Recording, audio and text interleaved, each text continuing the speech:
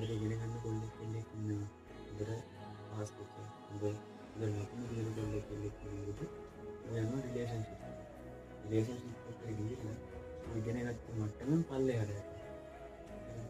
ඒක තමයි ඉතින් මට්ටමත් එක්ක වෙනස් වෙනවා අඩු වෙනවා. ඒක දෙයි බැලන්ස් කරගන්න බෑ. ඉතින් රිලේෂන්ෂිප් එකක් පටන් අරගෙන දැන් ඔබ වැඩිලා නම් ඉන්නේ ඒ දෙක බැලන්ස් කරන්න බෑ. මේ දෙකේ එකක් තෝරගන්න. ඔය රිලේෂන්ෂිප් එක ඉගෙනින්. ඔබ රිලේෂන්ෂිප් එක තිබ්බා කියලා ඔබ කවදා නැති වේද ඒ මිනිස්සු කවදා වෙනස් වේද රිලේෂන්ෂිප් එකක් කියන එක ඊට නෑ. රිලේෂන්ෂිප් එක වෙනස් වෙනවා. ඒක කවදා නැති වෙයිද දන්නේ නැහැ. ඒක කවදා හරියයිද දන්නේ නැහැ. අපි දන්නේ නැහැ.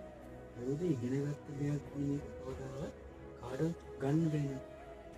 ඉගෙන ගත්ත දෙයක් කියන එක කාටවත් ගන්න ගන්න. හරි. ඒකට මේ මේක රිලේෂන්ෂිප් එකක් පටන් ගන්න ඔඩේ කොල්ලව කෙල්ලව නඩත්තු කරන්න උඹට තාම බෑ. ඒ උඹ තාම අඳුක ඉන්නෝකයන්ගේ යකන විදිහටම ජීවත් කරන්නේ. ඒ කියන්නේ ඒගොල්ලන්ට තාම වරු වයස අවුරුදු 16ක් වයස අවුරුදු 17ක් විතර ඉන්නේ.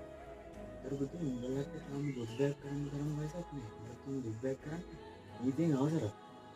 උඹලට ගානක් අතට ඉන්නේ.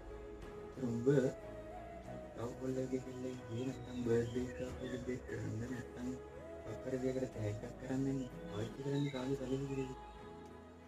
ඉතින් අර දෙමව්පියෝ මහන්සියලා ඉඳලා හම්බ කරලා දෙන සල්ලි තමයි පුතේ උඹ මේ තව එකෙක්ගේ සතර වෙනුම් පාවිච්චි කරන්නේ.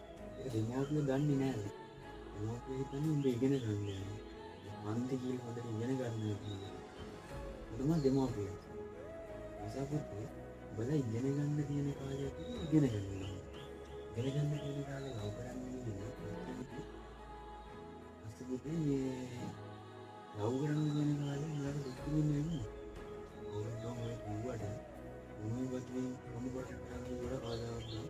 මොනවද කාලේ මේ දෙල්ලෙක් ඉන්නේ නෑ. ඒක ජීවත් වෙන නම් සල්ලි තමයි මේ. නැත්නම් මේ ලෝකෙ ඉඳලා කරන්න බෑ. ඒ නිසා මම ඉගෙන ගන්න කාලේ හොඳට ඉගෙන ගන්නවා. ඉස්සු කියලා ජීවිතේ විනාශ කරගෙන ඉගෙන ගන්න. තව කෙනෙක් ඉන්නවා බලාගෙන ඉන්නවා.